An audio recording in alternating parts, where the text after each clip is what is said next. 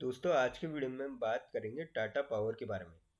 यहाँ पे टाटा पावर को लेके कुछ इम्पोर्टेंट अपडेट्स निकल के आ रहे हैं, जिसके चलते आपको आने वाले टाइम में टाटा पावर में वापस से शानदार तेजी का दौर देखने को मिलेगा और एक बार फिर से आपको 400 के लेवल की पार जाता हुआ दिखाई देगा। हालांकि स्टॉक गया जरूर था, पर इसकी क्वार्टरली रिजल्ट थोड़े खराब आने के चक्कर में ये वापस से 370 375 के लेवल पे आ चुका था। पर अब यहाँ पे इस क्वार्टर रिजल्ट बेहतर आने की उम्मीद है, क्योंकि कंपनी लगातार फोकस कर रही है कि उसको कैसे रेवेन्यू को बढ़ाया जाए। तो उसके पीछे कुछ इंपॉर्टेंट अपडेट है और साथ ही साथ हम जानेंगे जनवरी में म्यूचुअल फंड ने कितना पैसे यहाँ पे टाटा पावर में लगाया। फिर हम बात करेंगे आईटीसी के बारे में। आईटीसी को शेयर में काफ़ी इंपॉर्टेंट अपडेट निकल के आ रही है और आपने देखा होगा कि फ्राइडे के दिन लगभग 10 महीने बाद स्टॉक पहली बार 400 के नीचे गया है। उसके पीछे काफ़ी बड़ी वजह रही। तो जानने की कोशिश करेंगे इस वीडियो में क्या वजह रही और क्या यहाँ से वापस से स्टॉक नीचे जा सकता है 400 के, या फिर अब 400 का सपोर्ट लेके यहाँ से वापस से आपको तेजी का दौर देखते हुए बनते हुए देखने को मिलेगा। तो जानने की कोशिश करेंगे इस वीडियो में। फिर हम बात करेंगे ट्राइडेंट के बारे में। यहाँ पे ट्राइडेंट में भी एक इम्पॉर्टेंट अपडेट निकल के आ रही है और म्यूचुअल फंड ने भी यहाँ पे काफ़ी जम के पैसे लगाया है। तो किस म्यूचुअल फंड ने कितना लगाया और कितने चांसेस है कि आपको ट्राइडेंट में तेजी का दौर देखने लो 50 पार जाता हुआ दिखाई दे। क्योंकि स्टॉक हमने देखा था कि कोविड के बाद 70 जाके आया था, उसके बाद स्टॉक नीचे गया वापस 30-35 रुपए पे आया था और काफ़ी टाइम तक वहाँ पे कंसोलिडेट करता रहा। पर अब स्टॉक में वापस से चाल पकड़ ली है और 45 रुपए पे आ चुका है। तो क्या आपको ये तेजी का दौर 50 क्रॉस करते हुए दिखाएगा या फिर यहाँ पे अभी कंसोलिडेट करेगा, तो वो जानने की कोशिश करेंगे इस वीडियो में। तो लास्ट में एक अपकमिंग आईपीओ के बारे में डिस्कस करेंगे, जिसका ओपन आपको 21 फरवरी को होते हुए दिखेगा। तो क्या कंपनी करती है और क्या आपको उसमें लगाना चाहिए, ग्रे मार्केट प्रीमियम डिस्कस करेंगे इस वीडियो में। तो चलिए वीडियो स्टार्ट करते हैं। टाटा पावर की बात करें, 376 पे क्लोजिंग रही। 2.85 रुपीज़ की गिरावट देखने को मिली और 0.75% आपको स्टॉक गिरता हुआ नजर आया फ्राइडे के दिन। अब इसकी वॉल्यूम की बात करें, 1 CR की वॉल्यूम थी फ्राइडे के दिन, 37 लैक्स की डिलीवरी उठाई गई। थर्सडे की बात करें, 2 CR की वॉल्यूम थी, 52 लैक्स की डिलीवरी उठाई गई। हफ्ते की एवरेज की अगर बात करें, 2 CR के लगभग वॉल्यूम थी, 2.5 CR के लगभग 78 लैक्स की डिलीवरी उठाई गई। महीने की एवरेज की बात करें, लगभग 2.25 CR के लगभग क्वालिटी और 74 लैक्स की डिलीवरी उठाई गई। तो काफ़ी सही वॉल्यूम में ट्रेड करता हुआ नजर आया, पर आपको गिरावट देखने को मिली स्टॉक के अंदर। अब बात करें इसमें अपडेट की, तो this multi bagger power generation company packs worth ₹105 crore to set up 87.75 megawatt AC group captive solar plant. और ये जो कंपनी है, आप यहाँ पे देख सकते हो, ये Tata power renewable energy limited TREPL, यानी कि टाटा पावर की सब्सिडरी कंपनी है, जिसने साइन किया है power delivery agreement with Tata communications limited, leading communication technology, for an 18.75 megawatt AC group captive solar power plant. तो ये काफ़ी बड़ी अपडेट है। यहाँ पे कंपनी ने साइन किया है एक प्रोजेक्ट, तो जिसका असर आपको डेफिनेटली रेवेन्यू पे देखने को मिलेगा कि ये ऑर्डर मिलता हुआ नजर आया। तो काफ़ी अच्छा ऑर्डर है ये। और कंपनी, आप सभी को पता है आजकल जितने भी ऑर्डर मिलते हैं टाइमलाइन के फ्रेम में ही मिलते हैं। तो ऐसे में ये टाइमलाइन के फ्रेम में ऑर्डर है। तो कंपनी का यहाँ पे डेफिनेटली आपको इफेक्ट देखने को मिलेगा और शेयर प्राइस में डेफिनेटली आपको मंडे के दिन देखने को मिल सकता है, क्योंकि ये बाजार क्लोज हो जाए कल की 16 फरवरी की अपडेट है।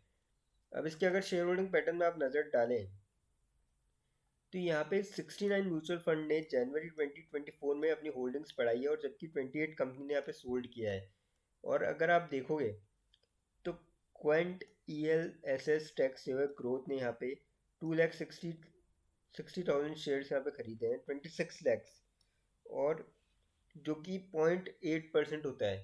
तो काफ़ी भारी मात्रा में फिर शेयर खरीदे हैं इन्होंने। और अगर आप देखो तो म्यूचुअल फंड ने 69 म्यूचुअल फंड ने खरीदारी करी है। तो यानी कहीं ना कहीं आपको स्टॉक में पोटेंशियल ज़रूर देखने को मिलेगा, क्योंकि जब म्यूचुअल फंड इतना भर के पैसा लगा रहे हैं तो डेफिनेटली कंपनी में कुछ ना कुछ पोटेंशियल है और आने वाले टाइम में आपको इसमें तेज़ी का दौर देखने को मिल सकता है।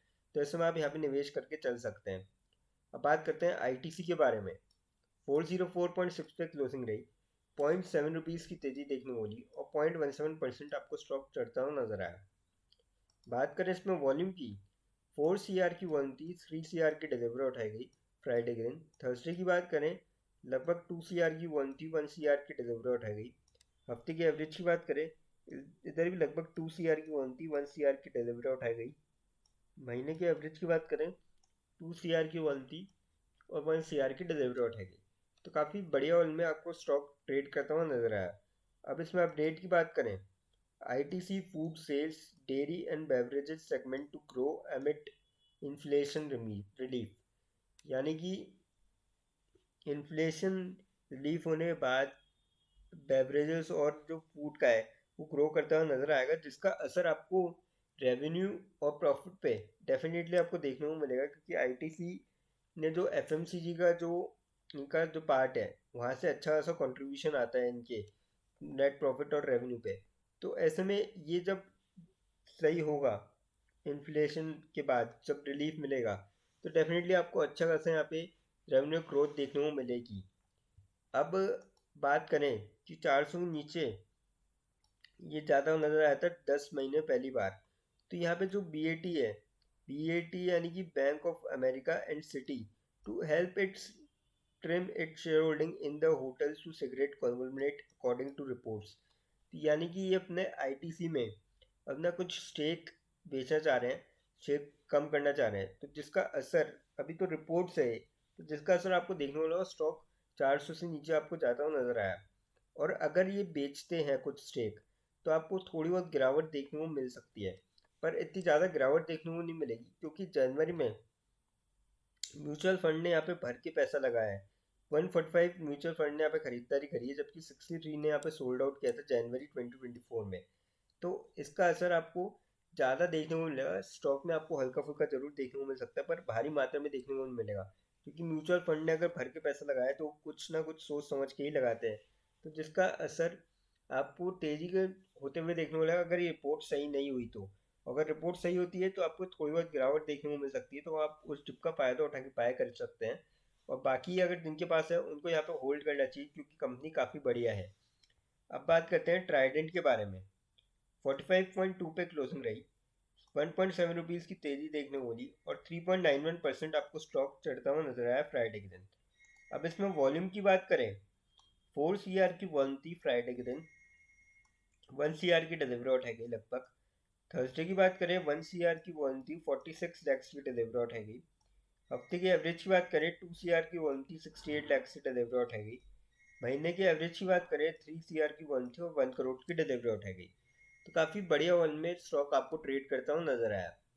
अब अगर इसका आप शेयर होल्डिंग पैटर्न देखें, तो म्यूचुअल फंड ने यहाँ पे 18 म्यूचुअल फंड ने खरीदारी करी है जनवरी के महीने में, और एक भी म्यूचुअल म्यूचुअल फंड ने यहाँ पे बिकवाली नहीं करी है। तो काफ़ी बढ़िया बात है, जिससे आपको इसमें तेजी का दौर देखने को आने वाले टाइम में भी जारी रहते हुए देखने को मिल सकता है। और शेयर आपको जल्द ही 50 का लेवल भी टच करता हुआ नजर आएगा इसके चलते। तो जिनके पास भी स्टॉक है नीचे के लेवल पे, उनको तो जरूर होल्ड करना चाहिए। और जो नए इन्वेस्टर्स है वो भी डेफिनेटली होल्ड करें, मतलब बाय करके चले नए इन्वेस्टर्स। अब बात करते हैं उस कंपनी के बारे में जो लेके आ रही है आईपीओ। कंपनी का नाम है जुनिपर होटल्स लिमिटेड, जिसका आईपीओ थर्सडे को वेडनेसडे को यानी कि 21 फरवरी को ओपन होगा। क्लोजिंग होगी 23 फरवरी को। अलॉटमेंट हुआ कि नहीं हुआ 26 फरवरी को पता पड़ जाएगा।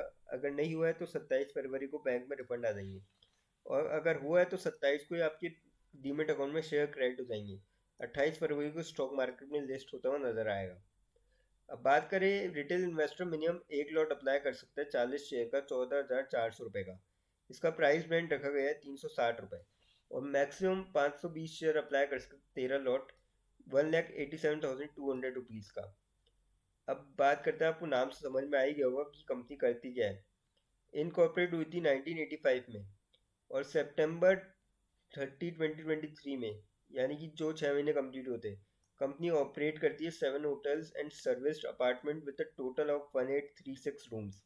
तो इतना अभी कंपनी ऑपरेट कर रही है। अब बात करें कंपनी के प्रॉफिट एंड लॉस देख लेते हैं।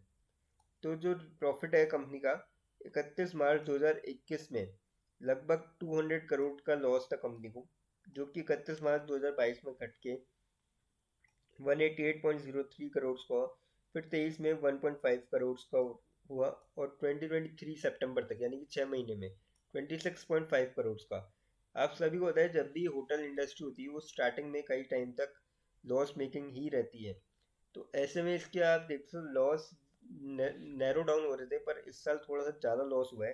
अगर आप इसकी नेटवर्थ देखो तो लगातार आपको इंक्रीज होती हुई नजर आ रही है। बात करें ऑब्जेक्ट ऑफ द इशू, तो रीपेमेंट और prepayment, redemption in full or part of certain outstanding borrowings availed by company and its recent acquisition, namely CHPL and CHHPL, और जनरल कॉर्पोरेट पर्पसेस के लिए कंपनी यहाँ पे आईपीओ लेके आना चाह रही है।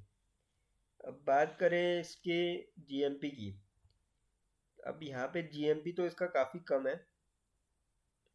अगर देखा जाए तो 10 रुपये का मात्र जीएमपी चल रहा है। 16 तारीख को भी 10 रुपये था, 17 को भी 10 रुपये है। तो यानी कि अगर आप प्रॉफिट देखें तो 370 रुपये का, मतलब एस्टिमेटेड लिस्टिंग प्राइस है। 300 रुपये का आपको लगभग यहाँ पे प्रॉफिट होता हुआ नजर आएगा। तो यहाँ पे जब आईपीओ खुले तब आपको वेट करना चाहिए कि बड़े प्लेयर्स कितना इंटरेस्ट दिखा रहे हैं, तभी आप उस हिसाब से आईपीओ में पैसा लगाएं।